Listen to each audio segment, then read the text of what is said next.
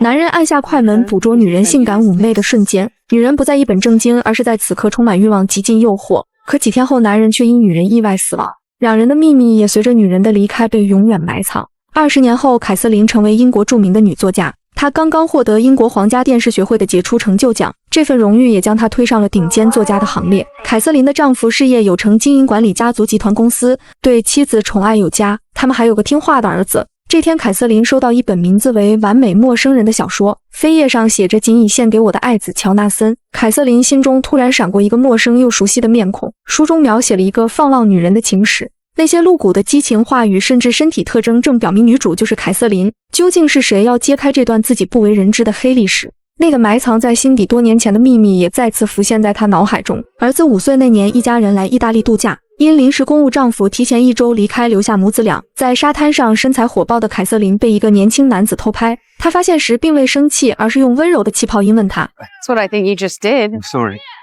You were just a silhouette against the ocean. Silhouette. There was a rim of sun around you.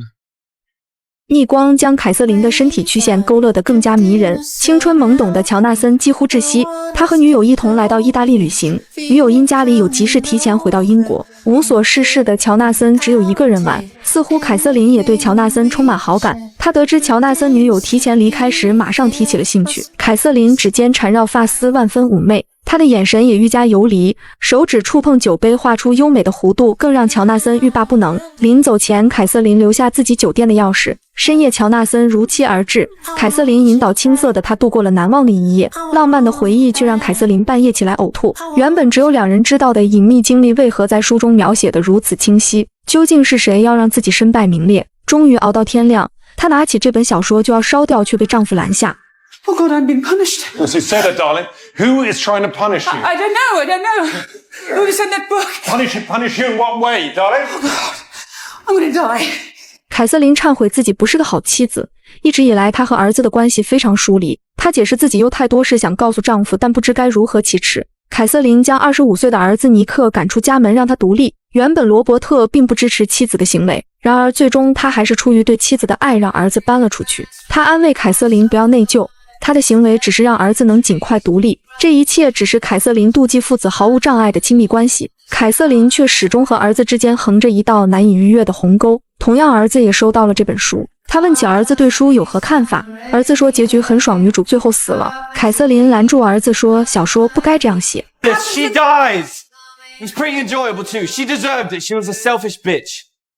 然而故事并非小说中那样，现实中男主角乔纳森却和凯瑟琳在一起的几天时间内意外离世，这也是凯瑟琳一直埋藏在心底不想提及的秘密。这些照片和小说全部来自于乔纳森的父亲布里斯托，是从业50年的优秀教师，他曾连续多年获得最受欢迎优秀教师的荣誉，他对教学全心全意，一片热诚。他原本的幸福却被儿子的突然离世打乱，妻子也陷入巨大的丧子之痛，得了癌症。9年前，妻子也最终离开了他。当他终于决定忘记那些伤心事，将南希的衣物让人清理完毕，却发现衣柜下面露出了南希的皮包，里面有他和儿子的合影，还有一支用过一半的口红。巨大的悲痛再次袭来，让布里斯托不能自已，突然从包里划出一些照片。热爱旅行的儿子喜欢记录旅途，里面除了儿子和女友的合照，后面还有一个成熟女人多张一丝不挂的照片。布里斯托克一眼认出，她就是大名鼎鼎的当代女作家凯瑟琳。儿子死后，南希禁止别人动她房间里的东西，最后南希直接住进儿子的房间，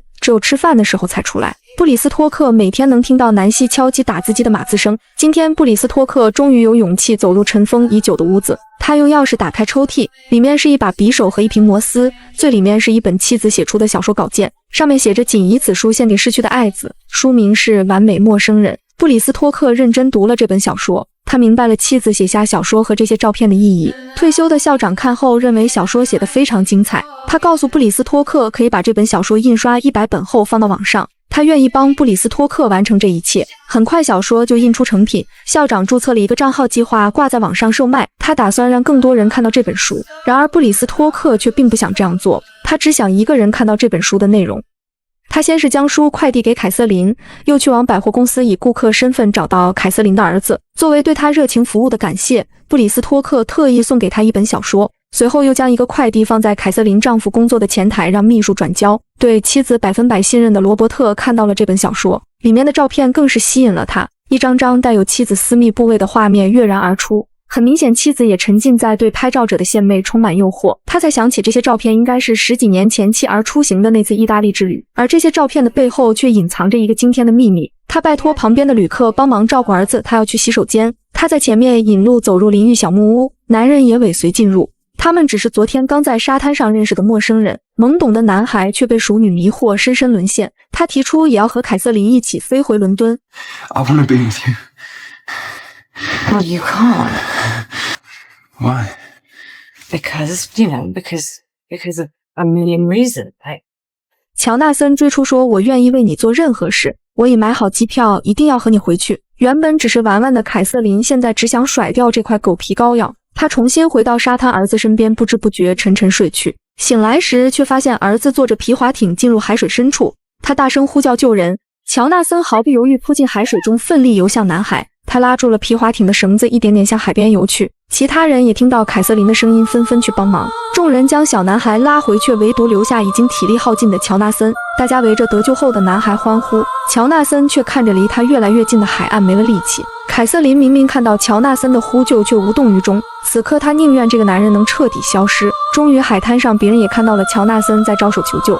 然而当救生员将他拉回沙滩抢救时，乔纳森终因落水时间太长再也没有醒来。凯瑟琳并不想深陷其中，而是带着儿子悄悄离开了海滩。两人的秘密也随着乔纳森的死被永远埋藏。深爱妻子的罗伯特一时无法接受，他拒接凯瑟琳的电话，驱车来到儿子家中想要求证。当他看到被凯瑟琳以独立为由赶出原本富足家庭的儿子杂乱不堪的房间，甚至他穿着露出脚趾的袜子时，罗伯特更是充满内疚。他邀请儿子去餐馆聊聊。尼克说起他还有1个月实习期，之后可以转正，待遇也会好一些。最近他认识了一个女孩，想和对方去度假。罗伯特趁机问道，你是否记得5岁时和你母亲去意大利的那次旅行？他对自己提前离开深感内疚。罗伯特问是否你妈妈和她的朋友见过面，尼克却因当时年纪太小说什么都记不清楚了。另一边，凯瑟琳做好晚餐打电话发信息，却一直等不到丈夫，直到深夜她才看到丈夫拿出的那些照片。凯瑟琳甚至不敢直视，她解释，我早该告诉你。罗伯特大脑一片空白。妻子在意大利之旅后重回职场，他总是出差，谁知凯瑟琳还有多少出格的事，难怪他总是拒绝和自己亲热。罗伯特只想知道拍照的是什么样的男人，以至于凯瑟琳带着儿子也毫不避讳。罗伯特问，小说是那个人写的吗？ He couldn't have. Then who did? I don't know his father. His father? Yes, Oh dear He was Lord, his he was a father. fucking kid, wasn't he? How old was he? he's dead. He died.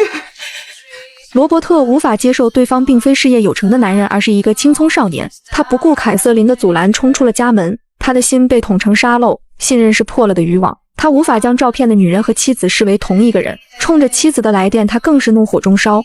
多年前，警察来找夫妻俩，告诉他们乔纳森在意大利发生意外。布里斯托克和南希绝不相信儿子会遭遇厄运。当他们飞去意大利，看到儿子冰冷的尸体时，痛苦无法言喻。医生说，或许是因为他在水里待的时间不长，身体并未浮肿。他的右胳膊上有明显的十字形伤痕，医生解释可能是意外发生时受了伤。之前生龙活虎的儿子，现在却如同一个冰雕。两人终于无法忍受丧子之痛，失声痛哭。夫妻俩来到出事的海边，当南希提出想和被救人的母亲谈谈时，警察却告诉他凯瑟琳已经离开意大利回到英国。南希要求得到对方的联系方式，随后他奔向大海，想找到儿子逝去的原因。然而迎接他们的却只是冰冷海浪的无情拍打。回家后，南希依然无法走出丧子之痛。不久，他抑郁成疾，身患癌症。当他找到凯瑟琳，想问清当时的真相时，凯瑟琳却并不领情，以为南希要讹诈他。You sleep How can you live with yourself? I'm so sorry about your illness, but there's nothing I can do to help you. He saved your son. I wish he hadn't. Don't you find it exhausting pretending to be someone you're not? Yes, that's it. 不久，南希也离世，只留下了孤单的丈夫。丈夫收拾遗物时，发现了妻子写下的小说和儿子拍的那些凯瑟琳的照片。他发表了小说，分别给了凯瑟琳和罗伯特，还有他们的儿子。凯瑟琳也调查到了乔纳森的父亲布里斯托克的资料。他知道一切都是布里斯托克所为，他必须尽快解决掉这个危险人物，否则一定会撕裂出更多的秘密。布里斯托克要继续将事态扩大，他要一点点折磨凯瑟琳，他提出让校长帮他在脸书上新建一个账号，发布一些内容。现在凯瑟琳被丈夫赶出了家门，布里斯托克又去找凯瑟琳的同事，他说自己将凯瑟琳出轨的事写成小说。凯瑟琳威胁他不能在出版社发表，他要推翻凯瑟琳所有翻身机会。同事人手一份看过了这本小说，他们对凯瑟琳产生强烈的质疑。凯瑟琳认为这是私事，而怒火中烧。So you're covering up. I'm sure it'd be better if you just came clean. Get your hand off me! Oh shit. 面对错愕的面孔，他落荒而逃。他打同事的视频也被发在网上，遭到众人指责。他多年积累的业界声誉轰然倒塌。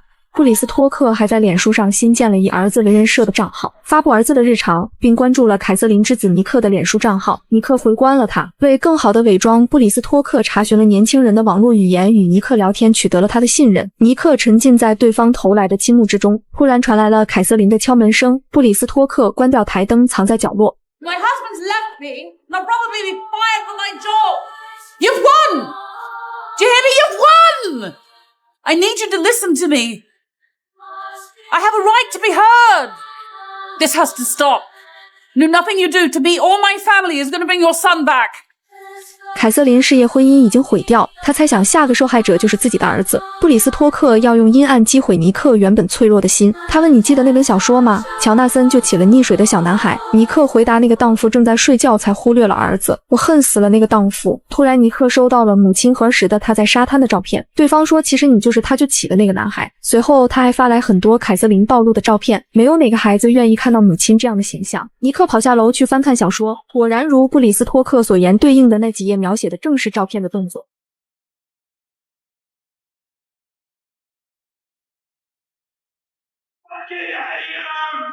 尼克难以接受这残忍的事实，母亲的形象轰然倒塌。凯瑟琳的丈夫罗伯特在完美陌生人的网站上留言，希望能弥补布里斯托克，并约好两人见面。布里斯托克决定要把刀子捅得更深，才能让凯瑟琳更加痛苦。他说自己的妻子南希已经去世，他生前唯一的希望就是能见到你的儿子，但你妻子不同意，还威胁他。罗伯特道歉，期待能得到布里斯托克的原谅。目前他们已经分居。他也因为妻子的冷血行为倍感煎熬。深夜，尼克给母亲打去电话，可接通后，尼克又没勇气开口。他撕心裂肺的痛哭，蜷缩在角落里沉沉睡去。不想被母亲继续鄙视的尼克被公司开除，未曾告诉给任何人。工作时间，他就跑去和社会渣子一起嗑药麻醉神经。清晨，凯瑟琳匆忙回家找儿子时，却接到医院的电话，尼克因嗑药中风，正在抢救。夫妻俩连忙跑去医院，幸亏抢救及时，他们轮流在重症监护室照顾儿子，等他醒来。布里斯托克删除了他注册的脸书账号，清除这些痕迹。这时，罗伯特打来电话说尼克正在阿克顿医院。这个消息简直就是将羊送入虎口。布里斯托克将洗洁精和排水口清洁剂吸入针管中，在傍晚走入了医院。碰巧凯瑟琳刚从病房出来透口气，并未碰到他。突然，他收到同事的消息说，现在出版社的人都知道你的事，但一切都已经过去。你很清楚，尼克醒来，这些秘密便无处遁形。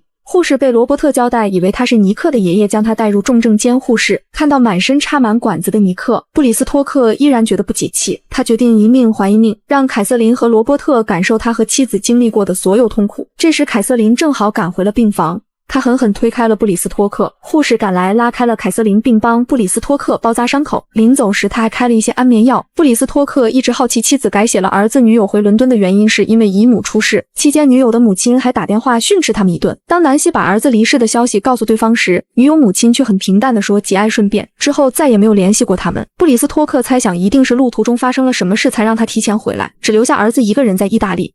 深夜，布里斯托克突然听到玻璃碎掉，他拿着棒球棍靠近门口，看到手握尖刀的凯瑟琳。他看起来精神恍惚又脆弱不堪。布里斯托克将安眠药碾碎放入他的水杯。凯瑟琳感叹南希写作手法绝佳，令人佩服，还顺手给了布里斯托克一个耳光。他大口喝下杯中水，完全不知危险正向他靠近。It's time for my voice to be heard. 那天我带着儿子在海滩上玩，你儿子偷拍我。夜里我们回酒店准备休息。或许是我忘记了拔掉门锁的钥匙，乔纳森潜入了我们的房间，他手持匕首捂住我的嘴巴，怕我呼救。他还将匕首划伤胳膊，让我吮吸流出的鲜血。他还恐吓我在大叫就用刀子划伤我的脸。忽然传来我儿子的哭声，我恳求乔纳森不要伤害我的孩子。我坐在床边安慰哭醒的儿子。等他睡着后，乔纳森拿出相机强迫我拍了那些照片。我求他赶快离开，乔纳森却变本加厉强暴了我。恶行整整持续了3个小时，我没有反抗，我没有呼救。生怕他会对我儿子动手。他临走前还逼我微笑，拍下他最后一张照片。 I would have given anything to watch him die. So, when he drowned, I walked away. That's the truth.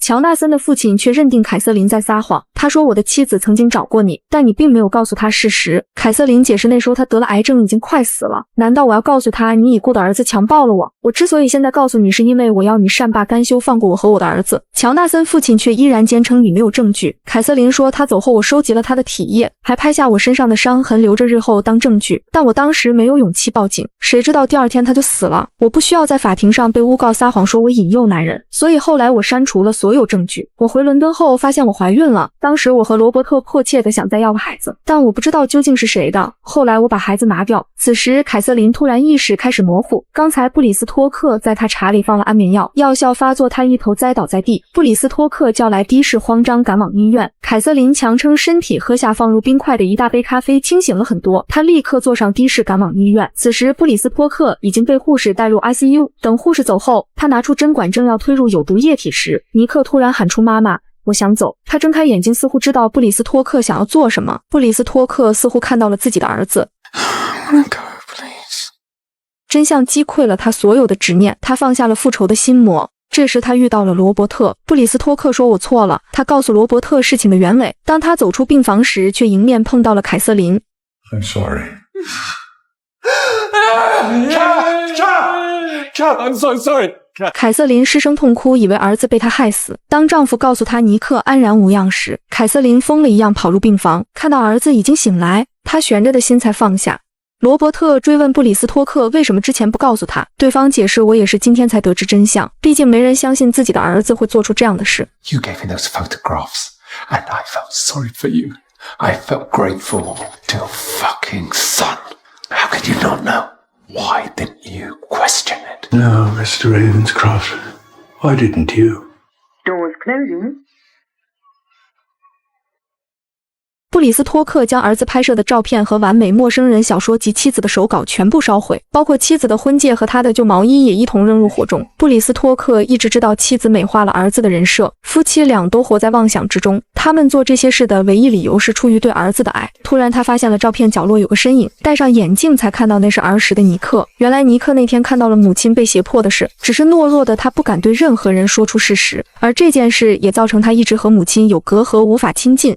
罗伯特也和凯瑟琳道歉，不知他所经历的痛苦。凯瑟琳解释不想让丈夫和儿子牵扯进来，所以一直未曾和他提过。最终两人和平离婚。尼克给凯瑟琳机会，完全接纳了他的爱，这也让凯瑟琳走出阴霾，母子二人的关系终于修复。2024年英国电影免责声明剧中，电影改编自雷尼奈特的同名小说。著名作家在收到一位不知名作者的小说后，他惊恐地发现自己就是书中的主角。一开始作死女主自私冷酷的性格，最后竟然反转，女主才是真正的受害者。漂亮富有的人妻，职场成功女性的上位，经常被冠以蛇蝎女的奇特投射。她们异常美丽，黑洞般吸引奋不顾身的男人，女人鄙视又同时嫉妒她们，男人害怕被她们吞噬，又希望一辈子能遇上她们一次。而这次恰好完全不是。女主被强暴后及时留下物证，犀利地指出丈夫的心理。相比我从别人那儿获得欢愉，我被侵犯反而更容易接受。甚至她还试图保护另外一个母亲，告诉濒死的她儿子是强奸犯的事实。虽然南希写了小说，但她并没有给任何人看过。或许她只是将死之时给自己做了一次心灵疗愈。然而丈夫却将亡妻留下的小说印刷复仇，他想要在垂暮之年为妻儿做点事情。